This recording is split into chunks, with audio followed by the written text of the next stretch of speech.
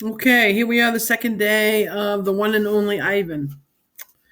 My neighbors here at the Big Top Mall know many tricks. They are an educated lot, more accomplished than I am. One of my neighbors plays baseball, although she is a chicken. Another drives a fire truck, although he is a rabbit. I used to have a neighbor, a sleek and thoughtful seal, who could balance a ball on her nose from dawn till dusk. Her voice was like the throaty bark of a dog chained outside on a cold night. Children wished on pennies and tossed them into her plastic pool. They glowed on the bottom like flat copper stones. The seal was hungry one day, or bored perhaps, so she ate 100 pennies. Mac said she'd be fine. He was mistaken. Mac calls our show the Little Big Top on Earth. Every day or two, 4 and 7, every day at 2, 4, and 7, humans fan themselves, drink sodas, applaud. Babies wail. Mac, dressed like a clown, pedals a tiny bike. A dog named Snickers rides on Stella's back. Stella sits on a stool. It is a very sturdy stool. Do you remember now who Stella is? The elephant. I don't do any tricks. Max says it's enough for me to be me. Stella told me that some circuses move from town to town. They have humans who dangle on ropes twining from the tops of tents. They have grumbling lions with gleaming teeth and a snaking line of elephants, each clutching the limp tail in front of her. The elephants look far off into the distance so they won't see the humans who want to see them. Our circus doesn't migrate. We sit where we are, like an old beast too tired to push on. After our show, humans forage through the stores. A store is where humans buy things they need to survive. At the Big Top Mall, some stores sell new things, like balloons and t-shirts and caps to cover the gleaming heads of humans. Some stores sell old things, things that smell dusty and damp and long forgotten. All day, I watch humans scurry from store to store. They pass their green paper, dry as old leaves and smelling of 1,000 hands, back and forth and back again. Do you know what the green paper is? Money. They hunt frantically, stalking, pushing, grumbling. Then they leave, clutching bags filled with things, bright things, soft things, big things. But no matter how full the bag, they always come back for more. Humans are clever indeed. They spin pink clouds you can eat. Do you know what that is? Cotton candy. They build domains with flat waterfalls, but they are lousy hunters. Some animals live privately, unwatched, but that is not my life. My life is flashing lights and pointing fingers and uninvited visitors. Inches away, humans flatten their little hands against the wall of glass that separates us. The glass says you are this and we are that, and that is how it will always be. Humans leave their fingerprints behind, sticky with candy, slick with sweat. Each night, a weary man comes to wipe them away. Sometimes I press my nose against the glass. My nose print, like your fingerprints, is the first and last and only one. The man wipes the glass, and then I am gone. Here in my domain, I do not have much to do. You can only throw so many me balls at humans before you get bored.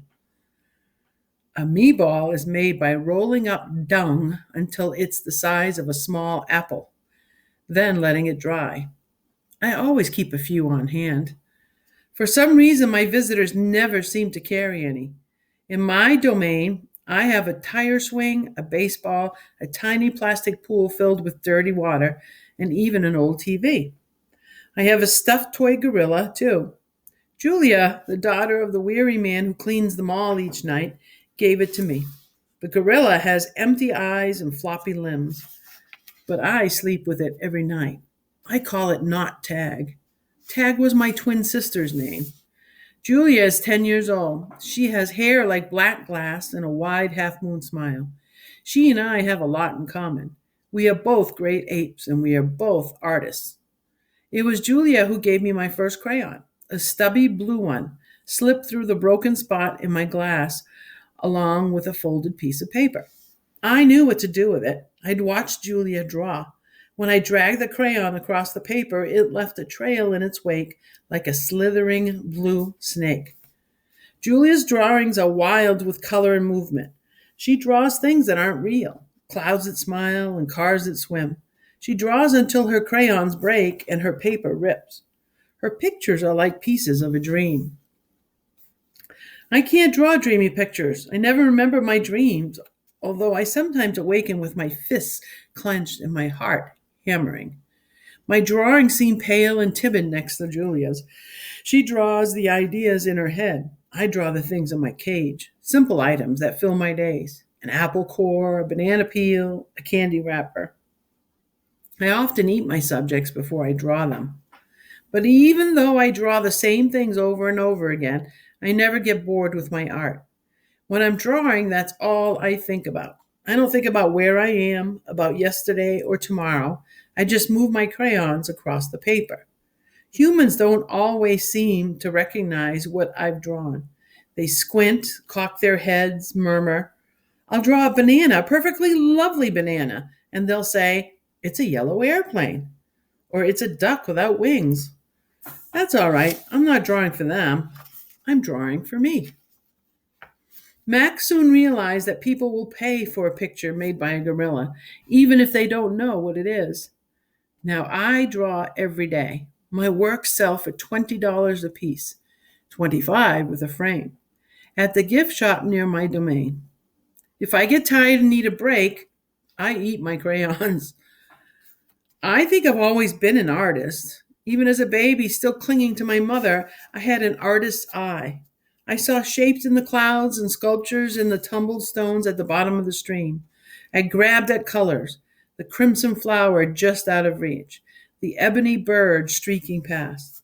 I don't remember much about my early life, but I do remember this. Whenever I got the chance, I would dip my fingers into cool mud and use my mother's back for a canvas. She was a patient soul, my mother. Someday, I hope I can draw the way Julia draws, imagining worlds that don't yet exist. I know what most humans think.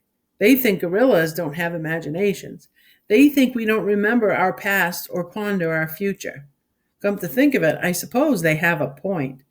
Mostly I think about what is, not what could be. I've learned not to get my hopes up. When the Big Top Mall was first built, it smelled of new paint and fresh hay, and humans came to visit from morning till night. They drifted past my domain like logs on a lazy river. Lately, a day might go by without a single visitor. Max says he's worried. He says I'm not cute anymore. He says, "Ivan, you've lost your magic, old guy. You used to be a hit." It's true that some of my visitors don't linger the way they used to. They stare through the glass. They cluck their tongues. They frown while I watch my TV. "He looks lonely," they say. Not long ago, a little boy stood before my glass, tears streaming down his smooth red cheeks. "He must be the loneliest gorilla in the world," he said, clutching his mother's hand.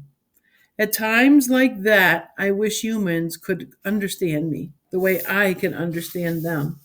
"It's not so bad," I wanted to tell the little boy. "With enough time, you can get used to almost anything." My visitors are often surprised when they see the TV Mac put in my domain. They seem to find it odd, the sight of a gorilla staring at tiny humans in a box. Sometimes I wonder, though, isn't the way they stare at me sitting in my tiny box just as strange? My TV is old. It doesn't always work, and sometimes days will go by before anyone remembers to turn it on. I'll watch anything, but I'm particularly fond of cartoons with their bright jungle colors. I especially enjoy it when someone slips on a banana peel. Bob, my dog, loves TV almost as much as I do. He prefers to watch professional bowling and cat food commercials. Bob and I have seen many romance movies too. In a romance, there is much hugging and sometimes face licking. I have yet to see a single romance starring a gorilla. We also enjoy old Western movies. In a Western, someone always says, "This town ain't big enough for the both of us, Sheriff."